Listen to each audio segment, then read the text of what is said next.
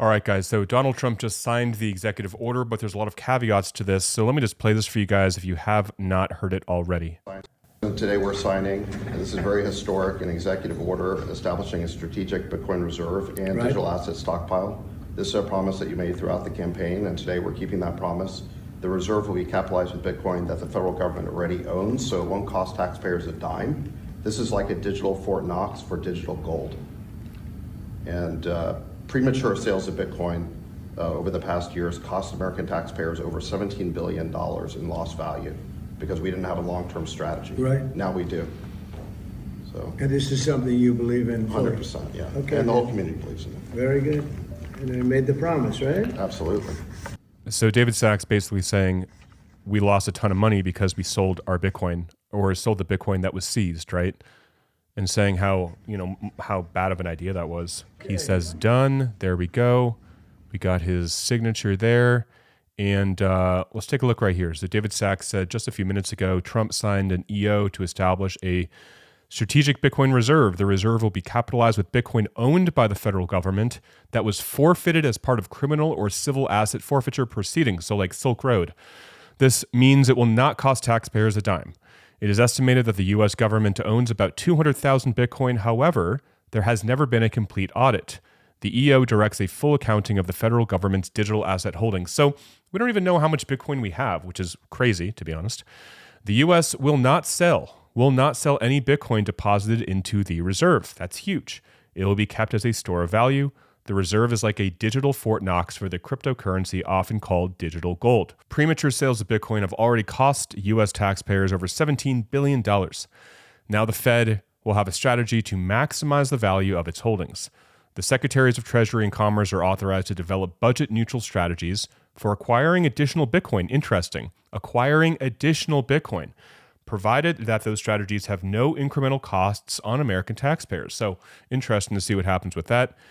In addition, the EO establishes a U.S. digital asset stockpile consisting of digital assets other than Bitcoin forfeited in criminal or civil proceedings.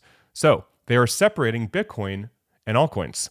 The government will not acquire additional assets for the stockpile beyond those obtained through forfeiture proceedings. Very interesting.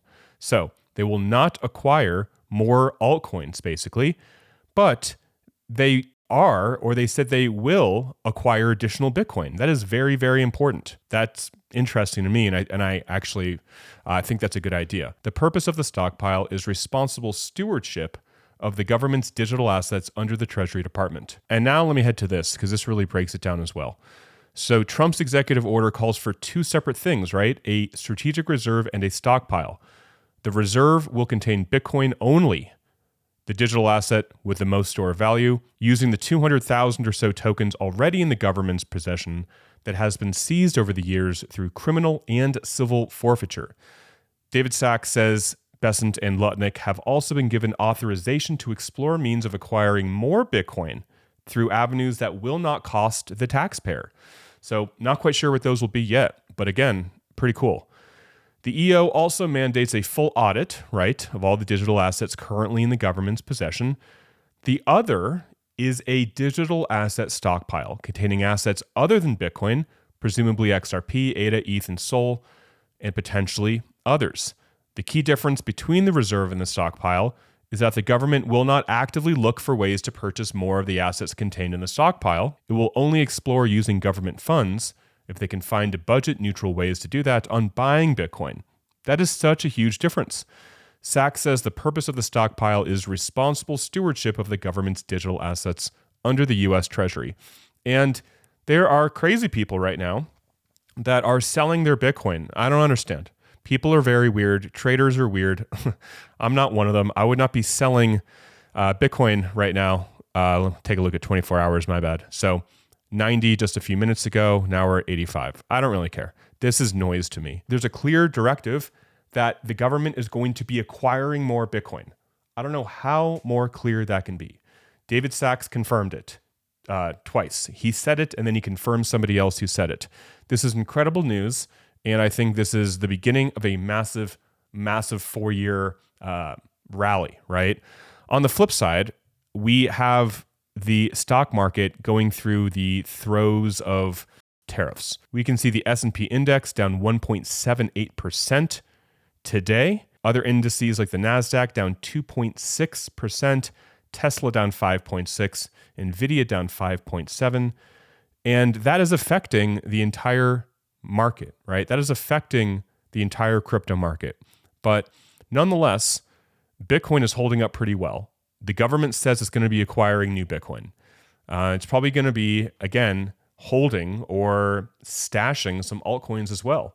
We'll know more about that tomorrow when the conference happens on Friday, right? Today's Thursday. The conference, the crypto conference, is happening tomorrow, Friday. Very exciting times. Like I said in my previous 2 videos, expect massive volatility. There will be traders trying to trade this and shorten leverage. And if Trump says one thing, one word, they're going to go short it because I think it means this.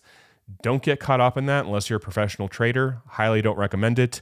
BTCC, if you do want to trade, there's a link below where you're going to get a discount and a bonus. But again, unless you're a professional freaking trader, I don't suggest trying to trade this news. This is a long-term hold, buy, hold, and wait for the next 4, 6, 10 years. That's how I look at it right now. Up to you if you want to trade this, guys. Very, very exciting news. Wanted to break this to you and get this out to you as quickly as possible. So that's it for the video. Take care and bye for now.